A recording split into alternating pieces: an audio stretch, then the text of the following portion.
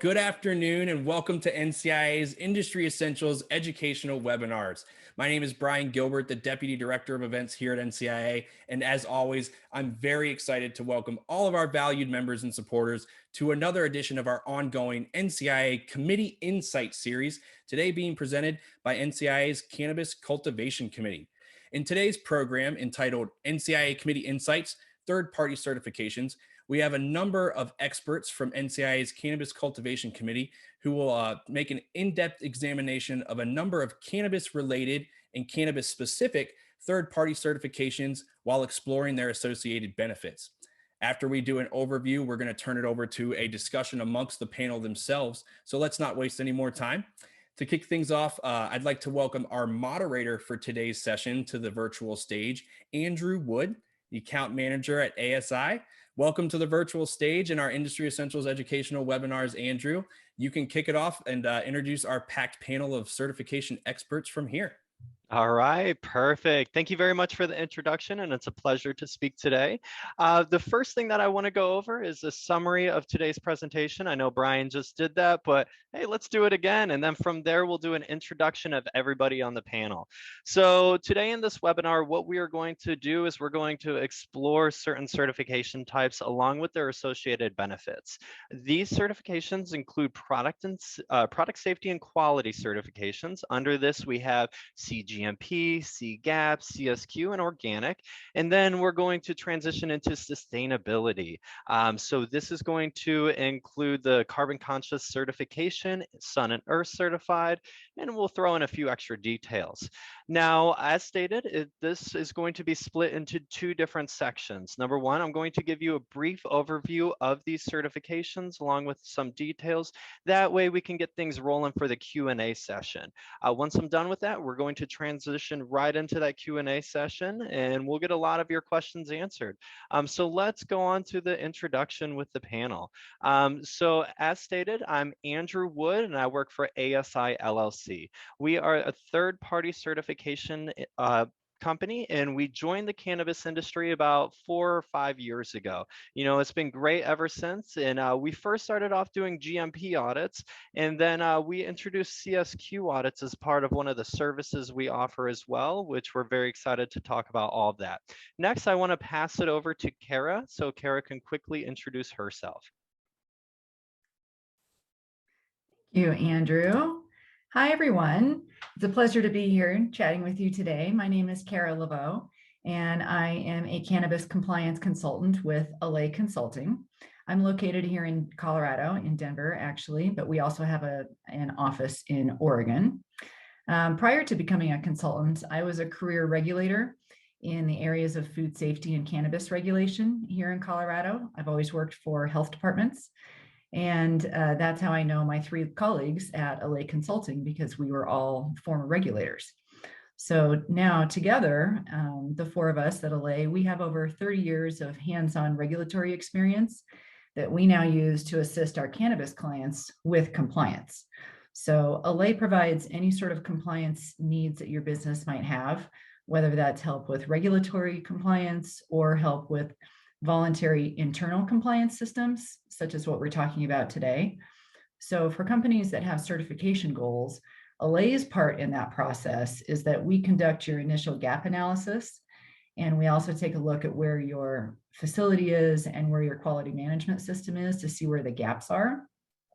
Then we work with you to develop and implement the documentation and the quality management system that your business needs to pass those certification audits. So being a former regulator, compliance is absolutely in my blood. And it's wonderful now to be on the private side of the industry where we can really help strengthen business operations and totally ensure product safety, product consistency, and product quality for your patients and your consumers. So that's a little bit about me. And again, I'm thrilled to be here. Thank you. All right, great. Thank you. Next, I'm going to hand it over to Jacob for a brief introduction. Hi guys, Jacob Policzer here. I'm the co-founder and director of science and strategy for the Cannabis Conservancy. We're a third-party standard developer and certification body specifically dealing with sustainable cannabis cultivation. We have a suite of certifications. We've been doing this for about 7 years now. with their newest one being the Carbon Conscious certification that certifies grows who are committed to being carbon neutral in 3 years with their cannabis cultivation. Also a co-founder and on the board of Sun+Earth Certified, a cannabis regenerative certification nonprofit based out of California that certifies mostly small family farms, though there is no size limit, on their regenerative practices. So sun-grown, living soil, fair trade style certification. And also on the Cannabis Cultivation Committee of NCIA, which brings me here today. Yeah, thank you all for having me.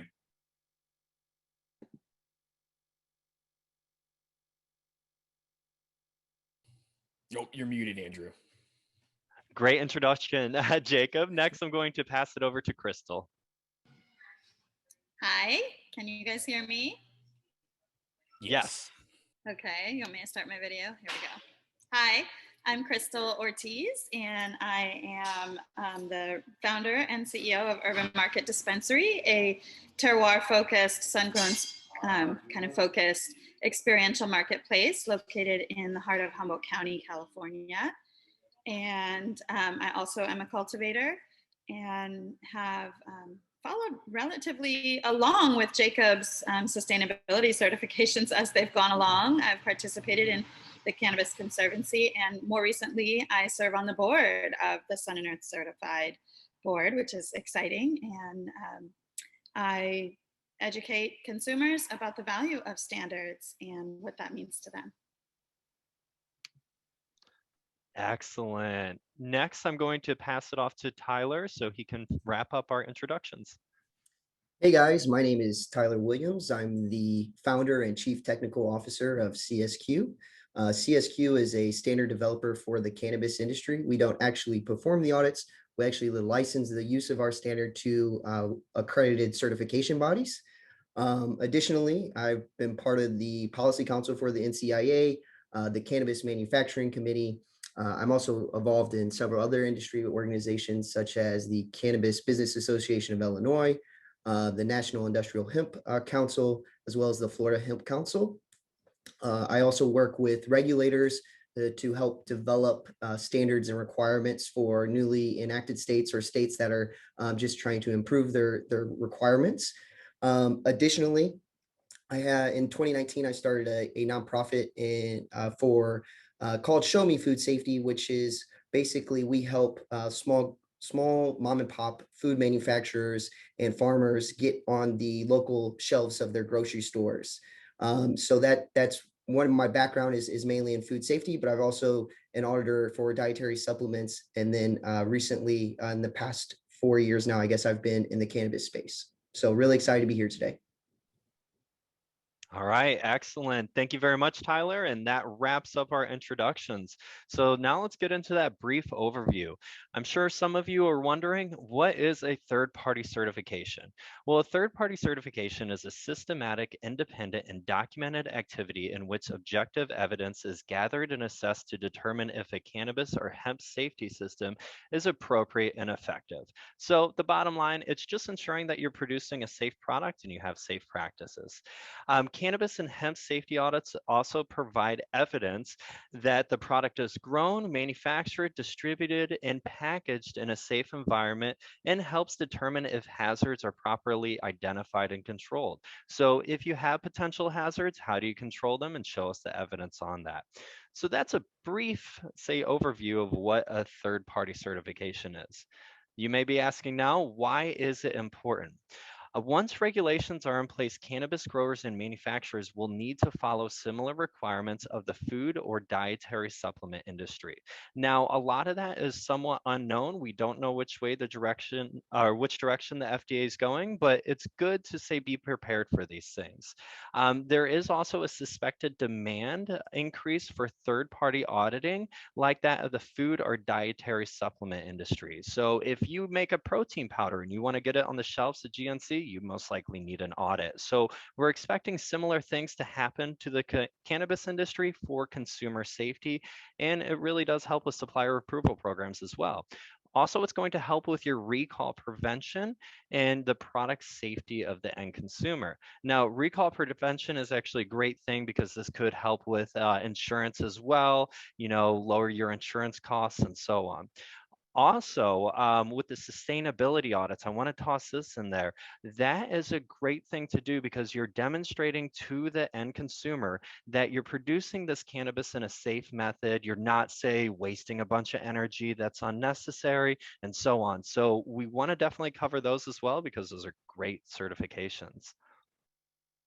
So let's start off with cGMP and cGAP. So cGMP, what does that stand for? It stands for Good Manufacturing Practices. Now, the C in cGMP just stands for current. So it just says you're keeping up to date with everything. Now, a lot of times this just says that the companies conform to GMPs and they shall continually evolve with new development and new scientific research and best industry practices. Now, what's involved with this audit is it's an on-site visit from a certification body. So you'll call up a certification body, book an audit, and they'll come on site to evaluate your programs. Now, facility and documentation information is reviewed on site the day of the audit. So what they're going to do is they're going to look at your standard operating procedures, your forms, records, and so on. And this ties to what Kara was saying she helps companies do. So we want to see those SOPs and we want to make sure your, say, employees are following them. During the audit, the auditor will thoroughly review your employee practices and ensure that those written SOPs match what your employees are doing. We want to see synergy between the two, and we don't want to see, hey, this is just a document written to comply. So the next one, I'm going to talk about CSQ certifications. Now, if you're familiar with the food industry, generally there's two different types of audits. You have your GMP audits, which are your basic audits, then you have GFSI, which are more advanced. We were looking at these GMP audits, and Tyler actually created the CSQ program. And what this is a robust audit. It's a step above the GMP audit. And what it was launched in 2020 to promote industry best practices and improve overall safety and quality of cannabis and cannabis-infused products in the market. The CSQ certification was built around ISO and the GFSI Global Food Safety Initiative benchmarking requirements. Now, this is very similar to the GMP audit as there's going to be an on-site evaluation, but there is also an off-site documentation evaluation. So about a month before your on-site evaluation, the CSQ auditor is going to evaluate all your programs to make sure they're up to par with the standard. During these evaluations, the auditor will thoroughly review employee practices, written SOPs, records, and other important criteria. Next is a very hot topic right now, and it's organic certifications. So an organic certification allows a farm or processing facility to sell, label, and represent their products as organic. The organic brand provides consumers with more choices in the marketplace.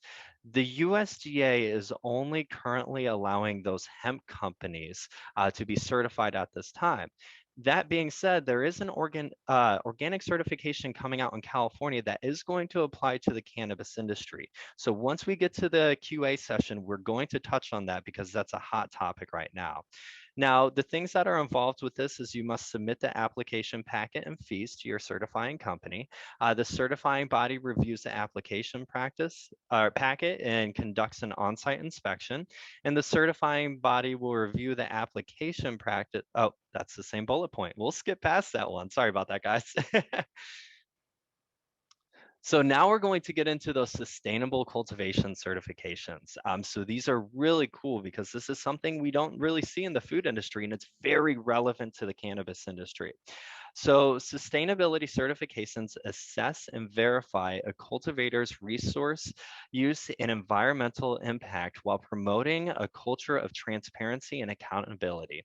Areas of focus include policy and implementation, land and infrastructure, organic cultivation, energy use, water use, waste management, and harvesting and processing.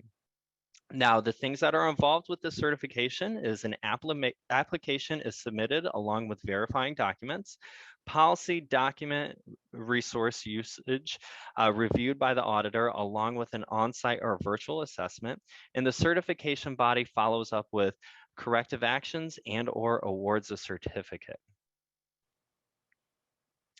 Now, this is another, say, sustainability certification. It's on the same level, and it's Sun+Earth Certifications. Now, what is a Sun+Earth certification? The Sun+Earth Certified certification is a regenerative cannabis certification for cannabis and hemp that is grown under the sun in the soil of Mother Earth without chemicals by fairly paid farmers. So these are all hot topics right now. Sun+Earth has 3 pillars. It's earth care, human empowerment, and community engagement. Now, what is involved with this? A submitted application goes through the initial review. An on-site inspection assesses regenerative practices, farm records, and employee documents, and the certification body follows up with corrective actions and awards a certificate. So one thing I want to point out is with all of these certifications, you'll notice some things are very important, and that's going to be documentation, record keeping, and employee practices. So you want to make sure that all of your stuff is in line and there's synergy between all of those items. Now you're asking, how is it obtained? So if you select one of these certifications and you say, hey, this is right for my company, the first thing that you want to do is you want to download the current edition of the standard. So find the current GMP audit, CSQ audit, one of the sustainability audits I spoke about, or maybe the organic one. Make sure you have the most recent standards, because if you're preparing for something that's outdated, you're not doing yourself a good service. Then you want to designate an employee or team to manage the system. So a lot of the times you can't say download the standard and say this is what we're doing. You have to manage it and you have to ensure that things are being followed. Next, conduct an internal audit or receive external pre-assessments or a mock audit. So this ties into what Kara was saying about her organization going out to perform a gap analysis. So you always want to make sure you identify any gaps you have to the standard that you're trying to achieve. From there, contact a certification body, schedule an audit. Let us know. And then lastly is going to be the facility evaluation. Now, most of these certifications do have a corrective action process that is not on this slide, but I'm going to toss that out there. So with these, if any nonconformances are found during the audit, we want you to supply evidence showing how you resolve that within a timely manner. So different certifications have different due dates. It might be due in 30 days, 45 days, or so on. So be sure you review that standard and you familiarize yourself with it. Now you're asking, what are the benefits of these certifications now that I know what they are? So I'm going to divide this into two different sections. We have our supplier benefits and our buyer benefits. With the supplier benefits, you have marketing advantages over your competitors. So you can say, hey, we have the certification, they don't. This is what it does for us, and go on from there. It's also going to have a drastic improvement to your product safety, quality, and consistency. So one thing that's very important in the cannabis industry is that product consistency, because you don't want, say, batches with different doses or things along those lines. So it's going to ensure that you have the documentation in place to ensure consistency on your end. It's also going to help you meet regulatory compliance. As I stated in the beginning, we see these things coming down the road, so prepare for them now. Be proactive instead of reactive, because you'll end up in a better position. They reduce recalls and improve traceability, so that way you actually know which product went into each batch as far as your raw materials and so on. They're going to protect your brand and bottom line. They're going to enhance marketability, and then they could reduce insurance costs. So we have been in communication with a few insurance agencies, and they have stated if you get, say, specific certifications, it lowers your risk, which it lowers your insurance rates. So, hey, sometimes these certifications can be a wash if you're looking at the costs. The price savings you get in this could pay for it. So now with the buyer benefits, you're also going to have confidence in your suppliers, the reduction of audit inconsistency, reduction of second-party audit costs. So if you say require your suppliers to get a specific type of audit, maybe you don't have to send somebody out to the supplier to make sure that they're doing specific things because a third party took care of it. Reduction of recalls and improved traceability, which is both a supplier and buyer benefit. Protection of your brand and bottom line, both a supplier and buyer benefit. And then it's going to add some supply chain transparency to your process as a whole. So that wraps up the brief overview. Now I would like to get all the panelists back on here so we can go over the QA session. So we have a series of questions that we've already populated, and then we definitely want to take any questions from the attendees. So if you have questions, type them into the chat box and we'll be sure to answer those. So the first question that I want to start off with is, what impact does a brand with a certification have for a retail or dispensary? Now, do you have any good comments on that one, Chrystal? Sure. Sorry, my mute was, I was typing away at the same time. Oh, you're good. Yeah, I mean, the consumers, especially the more educated consumers, have been looking for other ways, alternatives beyond like potency and price to determine the quality of something that they may be receiving. And with the gap in organic certification for not being available to cannabis cultivators in California, there's been a lot of slippery language. People can just put kind of whatever on their packaging, sustainable or green or whatever. And without any sort of independent or third-party audit, it just kind of is a wash. Like, what makes that healthy? What makes that natural? This has a lot of sugar. Like, they have, you know, a lot of questions around that. And so just through, I think mainly through the food industry is really where people have become accustomed to looking for standards and in the way that they shop. And so in here, in the retail environment, I have people ask all the time about organic, and it's kind of a long-winded conversation to get into, like, well, they can't really be organic. And but here are some products that, you know, do these independent or these third-party certifications. Even some are self-certifications, but at least it's something. And the Sun+Earth Certified is a good example because I carry a lot of those products. They're small independent farms a lot in the Northern California region. And the symbol for the standard that is so easy to recognize. And so it just basically says Sun and Earth on there, which lets the consumer know that this was grown using sunlight. And so there's energy savings, and there's a lot of, you know, questions about carbon footprints and stuff. And then there's the earth component, which a lot of people who aren't too familiar with cultivating cannabis in general really didn't anticipate it being any other way. Like, oh, what do you mean it wouldn't be grown in the ground? And so having this conversation about, you know, these products are, you know, grown in these specific climates in these specific manner with farmers that are paying attention to their impacts, and way beyond organic certification with the community care, the community engagement, and the human empowerment labor standard, which all too often becomes an issue in agriculture in general, is labor issues. And so the Sun+Earth Certified standard really stepped forward answering those three questions. But more than anything, the consumers are really interested in what they perceive to be organic or close to. And so I do have some examples here of some of the products that I have on my shelf. This is a farm cut product, and if you kind of zoom into it, you can see the Sun+Earth Certified logo is just kind of right on there, just where an organic symbol would be. And so it's very transparent and very easy for someone to just come in and not be bamboozled by kind of kitschy marketing terms, but actually know that there's an independent third-party audit. And so that helps drive the consumer into, the short answer of is it really drives the consumer into having something other than potency and price to make their decision based upon. And those are excellent points. And hey, thank you very much for that response. Now, Kara, I want to ask you a question. How do you think the impact is with a manufacturer with a certification now that we went over the retail and dispensary part of it? Sure, great question. We work with a lot of manufacturers, especially hemp product manufacturers. The hemp manufacturing market is really saturated, as we all know. There's lots of companies out there making tinctures, making salves, so on and so forth.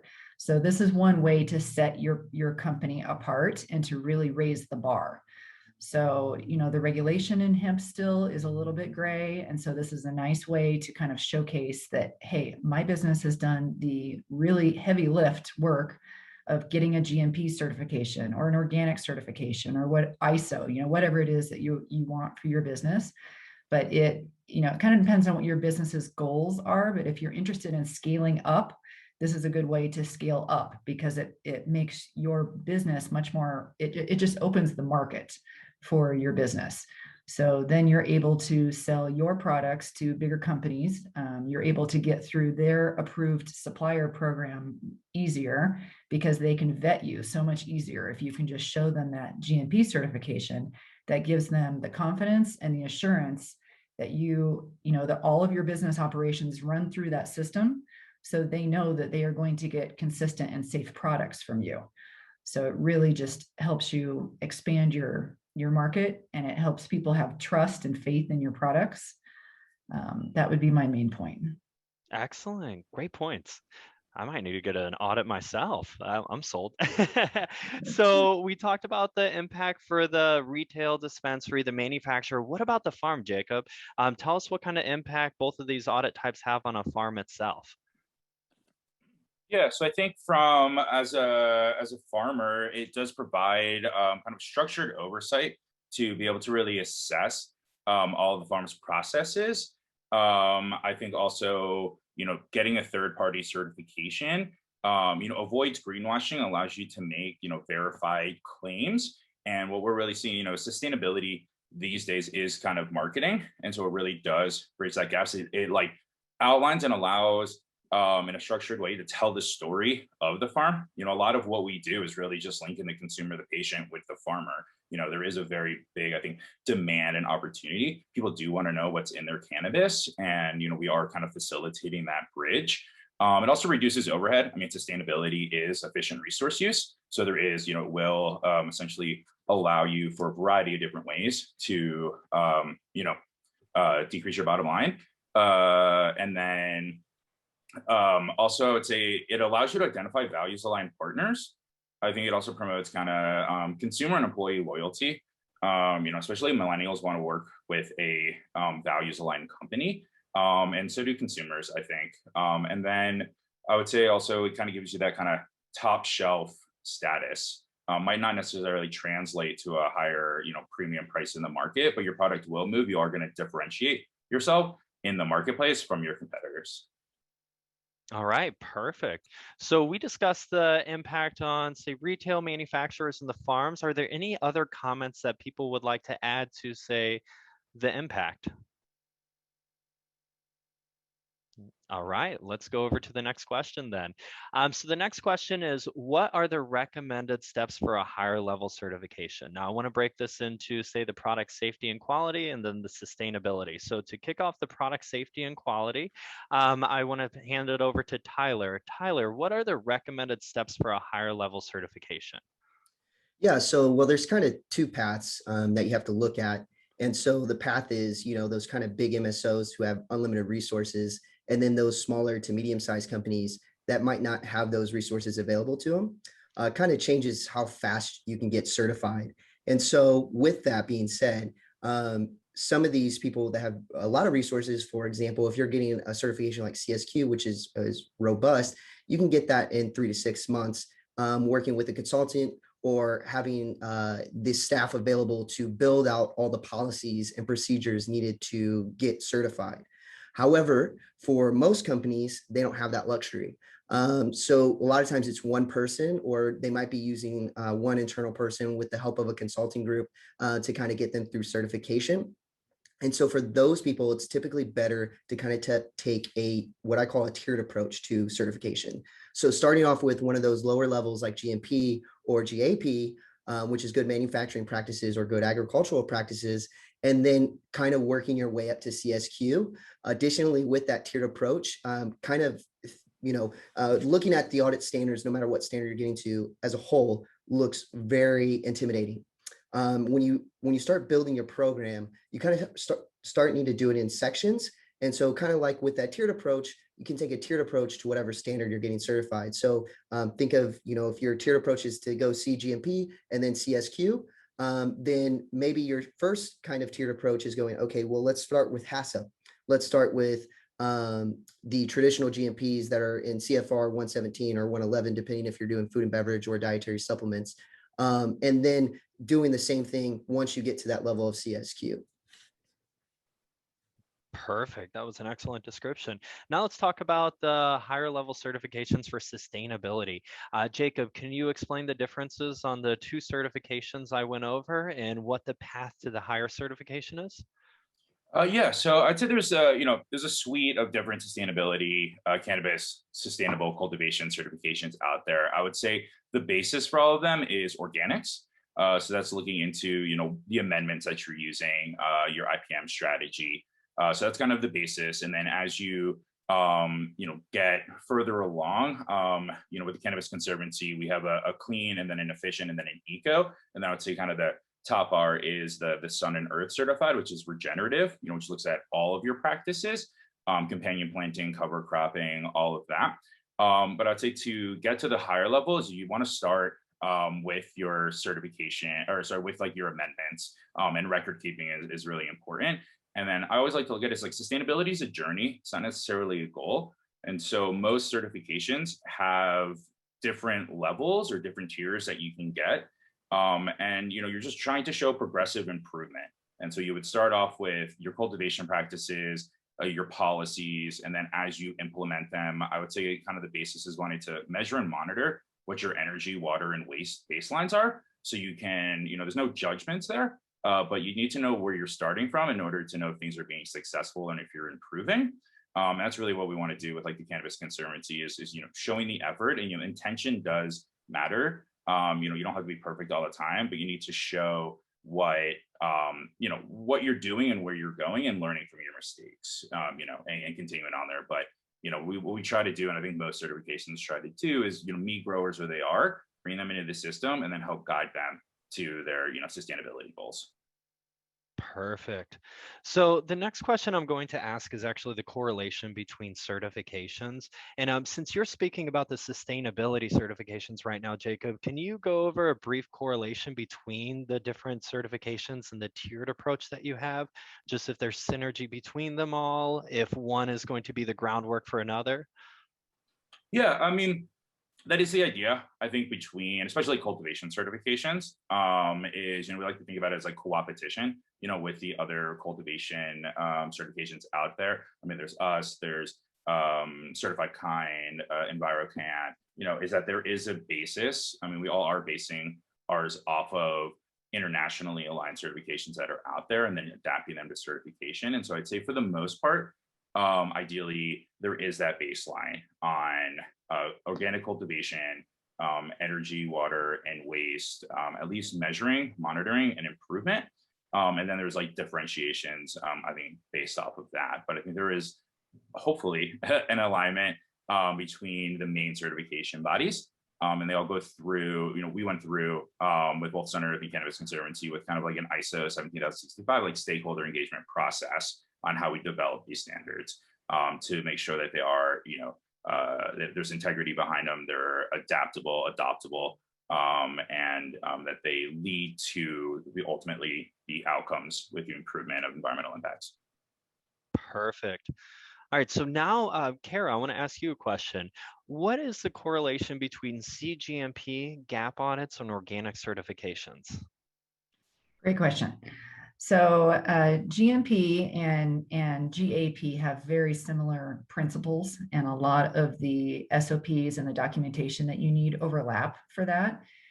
Also with organic. So we typically advise our clients, if they are a manufacturing client, for example, if they are going for GMP and have any interest in organic, then we usually advise them to do those things together because there is so much overlap. So it doesn't really matter which one you do first, but there's a lot of overlap with the SOPs and the documentation that you need for that. So really, if you've already got your GMP, you can easily get organic. You really only need maybe like one specific SOP on organic practices, and you probably would need to tweak your pest management program to make it align with the National Organic Program. But and you can bang out 2 certifications in one with that. And then we work with cultivations doing GAP also. And there's a lot of overlap with that because it's all really the same principles. You know, GMP has very, basic principles, and that all relates over with GAP also. All right, perfect. Now, Tyler, what is the correlation between cGMP, GAP, and CSQ, the higher level audit? Yeah, kind of what Kara and Jacob was touching on is basically GMPs, or good agricultural practices, if you're on the cultivation side, are the baseline of CSQ. Those 2 things and HACCP are your kind of baseline for the entire audit. Everything else is higher, much higher level management type, ISO type requirements. So similar to like Jacob and Kara was saying, that's your baseline. If I had to even like throw a percentage out there, I would say that a typical GMP audit without HACCP is probably 50% of a CSQ audit. And if a GMP audit has HACCP in it, then that's probably closer to 55-65% of a CSQ audit, just to kind of put percentages there. Additionally, as well as organic certification goes, there are things in the CSQ audit that highlight that. So if you are obtaining organic, then you have to meet those requirements of organic to be compliant with CSQ, because you're making those label claims. So there's even more correlation as far as that goes. And the same thing if you're an edibles manufacturer and you're doing halal or lost my train of thought there. If you're doing halal or some other type of certification, then it's the same kind of correlation. If you're making those label claims, then we're also checking that as well, because there are requirements in CSQ that highlights those label claims as well. So, and Tyler, while you're speaking, I want to ask you a question that was actually asked by Claire, and she wants to know what specifically makes CSQ more robust. Are there any elements that you can think of that would, say, specify that CSQ is more robust than a GMP audit? Yeah, absolutely. And that's kind of why I touched on the percentage there. So everything that's going to be in a GMP audit is going to be in a CSQ audit. The things that make it more robust are those ISO and management practices. So we're looking at your your cannabis safety and quality culture. So, what resources management are providing in terms of safety and quality. So if an auditor goes in there, for example, and we see that there's a bunch of temporary repairs, it's not just a GMP issue. There's a much bigger issue there that goes with, okay, now your maintenance program isn't up to speed. Now your management isn't providing your maintenance with the right resources to help improve that facility. So we're looking at things more holistically than just the facility side of things. Is this working? Is this not working? Are people wearing gloves? Are people washing their hands? That's all part of it. And that's all the basis of it. But there's a lot more to it than just that. Excellent. Great answer. So the next question, I'm going to toss it back to you, Kara. What is mandatory versus voluntary? Great, that's a great question. Well, compliance, there's 2 types of compliance, mandatory or voluntary. So when I think of mandatory compliance, I think of regulations. So that is entirely dependent on what type of business you are in, what area of our country you are in. So of course, marijuana is regulated state by state. Whereas hemp is also state by state and some federal. We're still kind of waiting on the FDA to choose a path, but so businesses absolutely have mandatory regulatory compliance that they need to adhere to. And then the voluntary side, that's really to strengthen your business, to make your business more future-proof. I like that term a lot, future-proofing your business. That's where all of this voluntary compliance comes in. Because if a business is serious enough about their future to future-proof by getting a GMP certification or organic or Sun+Earth or whatever it is their goals are, that helps them down the line. When regulation does come, they are ready. So if the FDA is going to come into your facility, you can be like, got that. I'm so ready for this. I've got my GMP certification. I'm going to fly this. I'm going to pass this with flying colors. It really helps future-proof your business. Definitely. That's a good point. Does anybody else want to add to the mandatory versus voluntary? I would just add to that as far as mandatory requirements goes. There was actually a question I think earlier. There's two states that require, at least in the United States, that require certifications, and that's Florida's medical cannabis companies.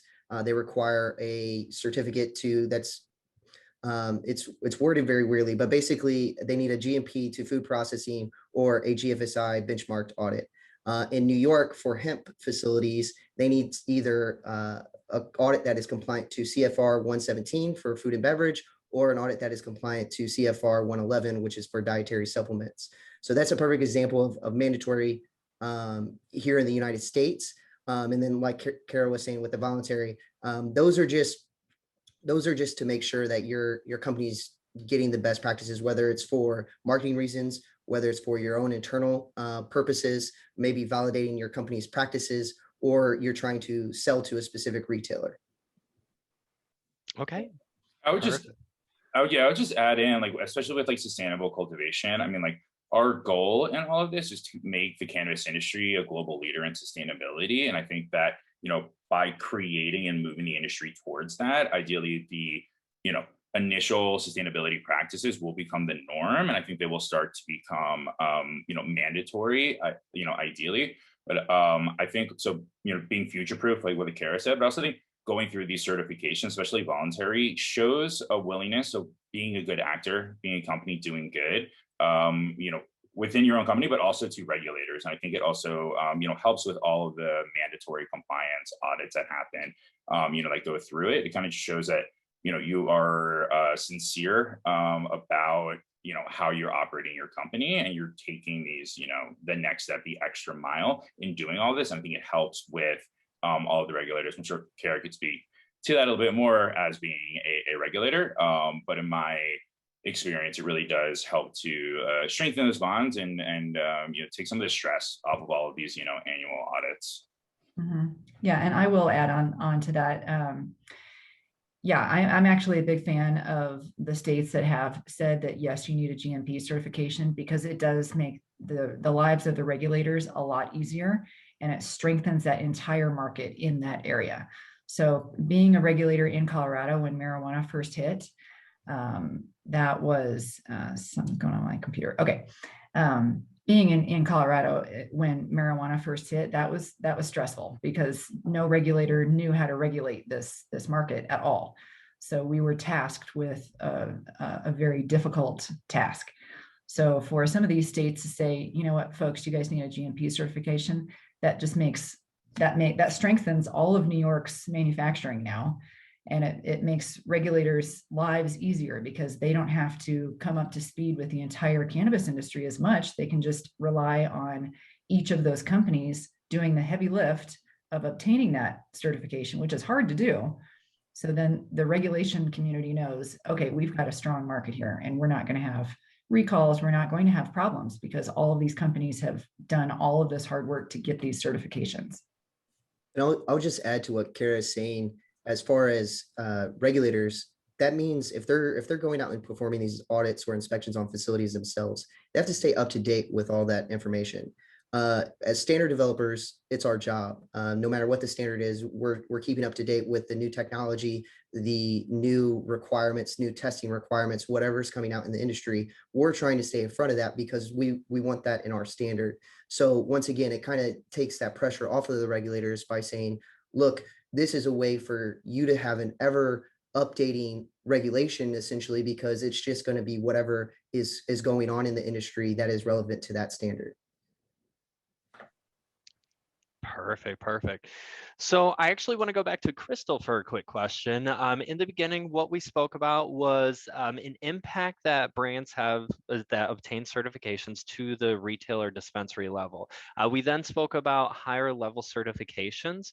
Now, what kind of impact do you see higher level certifications having for, say, dispensaries? Do you see the Sun+Earth say more certification more robust than just the basic level sustainability? Do you want to see Sun+Earth rather than that? Would you rather see CSQ than GMP? What are your thoughts? Well, I'll speak with both my hats here as a Sun+Earth certified farmer and a retailer, because they're both kind of important, and they segue together really well with that question. I think the Sun+Earth certified standard, the gold tier, is, I think, probably the hardest and highest standard that you can meet as a cultivator. But the GMP and the GAP actually was today, kind of embarrassing to admit, on a panel about standards, that I finally learned what the C means in the GMP, which is current, which is super awesome. Just recognizing that there is a place for that. You guys are holding that for GMP. The cGMP is holding that space for evolving the standard. And so what we've seen in regular organics is that as the standard kind of grows, it gets, sorry, in food organics, kind of watered down by industry. It's trying to get made easier and easier and easier to meet for different larger scale farms. And so then you get pushback from the consumer that's like, hey, we don't want hydroponic indoor tomatoes with no soil to be considered organic. We need now a sustainability or a regenerative or a soil grown standard. So the co-opetition among standards is really cool and a really good tool to use to kind of keep that momentum up, to keep evolving. But having the C in there and the cGMP and the cGAP just kind of shows that standard is evolving and is willing to evolve to what's current, what's best practice for that. And so as a cultivator, those other standards are really important, because if I am now have this product that's Sun+Earth certified, and I've gone through all of these internal audits, external audits, all of these things to care for this plant in a certain way, now it's going to a manufacturer or to an edible manufacturer or a processor. I would want to seek someone who's also certified in a higher level certification, so that when it goes there, I know that A, my product is not going to be contaminated, that they have good standards, and that I can then further that standard, to the consumer, going, not, here's a manufactured product made with Sun+Earth certified flower in an ISO or a GMP certified manufacturing facility. One thing that I would touch on right now that I'm going through with the city of Arcata, as we're talking about on-site consumption, is that the being able to reach them with products that were GMP certified or GAP certified would really help, because one of the things that we have going on in California is that the Department of Health recognizes cannabis as a kind of a toxin when you add it to a product. So we're not regulated in our manufacturing facilities by the food safety. And so that's a really kind of an interesting place that we're in. So we're constantly looking for ways that we can prove to the regulators, hey, this is safe and this is why, and this is how. So using those, being able to use those labs or manufacturers or edible makers that are certified is a positive step with regulators, because it helps take out some of their jobs, And last thing, I know we're kind of getting close here, is that the stacking of the certifications. The first year that I had my audit, I had all of my farm practices on a calendar. Sorry, I'm having some background noise. And over the years now, because of my audits, this past year, my audit was done by the same person who inspects my farm for certified organic for regular food production. And so that was really neat. They came in and did the organic certification, and then stacked on top of that the additional standards for the Sun+Earth certified. And so it made my audit really easy. And when the state regulators come to my farm, even the Cal Organics people have come to my farm, they're so impressed by the volume of documentation I have, by the standard operating procedures, by all of these things that I have that I only received through this firsthand experience of being certified through a third-party audit. And so it's really helped maintain a level of professionalism amongst regulators and make my farm stand out as a leader in good practices. Awesome. Excellent response. So it seems like the hot topic today is not only audits, but also documentation. Is that true? All right. So it seems we only have 8 minutes left. So I only want to go over one more question, and I'm going to open this one up to absolutely everybody here. How can certifications impact future regulations? Now, since I'm going to open this question up to everybody, we'll just start in order of which I see on the screen. So Tyler, go ahead and kick it off. Sorry, what was the question? How can certifications impact future regulations? I think we're seeing that now. And actually, so the New York hemp regulations that just passed with the requirements for certifications, I was actually part of that conversation. So worked with the regulators to help develop and implement that program, how they accept audits, what audit types they'll accept, what are the requirements of those audits, things like that. So we're already starting to see these standards kind of shape the industry. Additionally, another thing that we'll eventually start seeing is that these are going to start going into federal regulations. And I think that's the big thing is we have to be aware that the FDA and whoever else is going to be involved with federal legalization is going to be looking at all these standards who have been operating for some time now and look to them for advice. And so we all play a role, and that's not just the standard developers themselves, but that's all the stakeholders too. Just like Jacob was touching on earlier about the process of how standards are developed, it involves a community engagement period where stakeholders are allowed to make public comments. And so once again, it's not just the standard developers that are going to be involved into it. It's going to be the stakeholders who help those standards along the way as well. Excellent. All right. So what are your thoughts, Kara, on how certifications impact future regulations? Gosh, I don't know that I have much more to add than Tyler just said. He answered that wonderfully. Trying to think if I can add anything. So instead of passing it on to anyone, how about I ask this? Does anybody want to add to what Tyler said?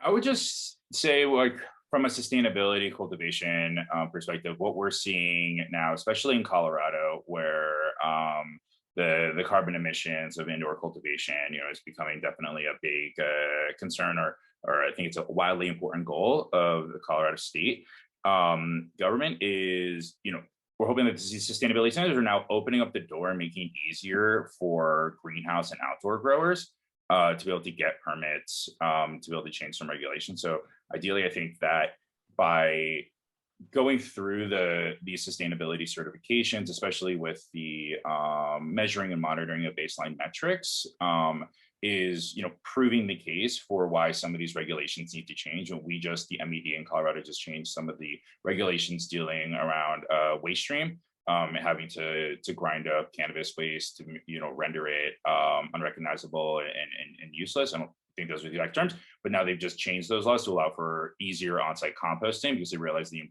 unintended environmental consequences of that. So I think we're definitely seeing more and more states coming online that are concerned and making regulations looking at energy, water, and waste usage around cultivation. But I also think that we're seeing more established states reviewing some of their regulations to help kind of undo some of these unintended consequences. So ideally, I think the industry as itself and regulators are starting to push towards more sustainable operations. Perfect. Sounds good. Well, that wraps up the Q&A session in our webinar for today. I'll go ahead and pass it back to Brian now. Oh, fantastic. Thank you so much, Andrew, for leading this amazing panel of experts in such a well thought out and in-depth discussion. I know that a lot of preparing for and maintaining some of these certifications can seem very daunting to people who have never prepared for them before. So I really appreciate all of you all making this so simple, walking everybody through the processes for doing so, and definitely exploring and really emphasizing the importance for these as far as future-proofing your business goes for the future here. Well, a huge thank you to all of our audience members for engaging in such a back and forth inside of the Q&A board. I think there was around 15 questions that got posted and multiple responses from all of our panelists on each of those questions. So to make sure that some of that fantastic information that wasn't relayed verbally during the webinar isn't lost, just so all of you all know, we will make sure to pull a report of all the questions that got posed to the Q&A board alongside alongside those amazing answers from all of our panelists as well. And then we'll catalog those inside of our webinar archive where we host all of the recordings for the sessions as well. So, okay, perfect. And with that, thank you all so much for participating in another NCIA Industry Essentials educational webinar. A huge thank you once again to the members of our panel for presenting today's session, along with all of our audience members, and most importantly, all of our member business owners that make our work possible each and every day.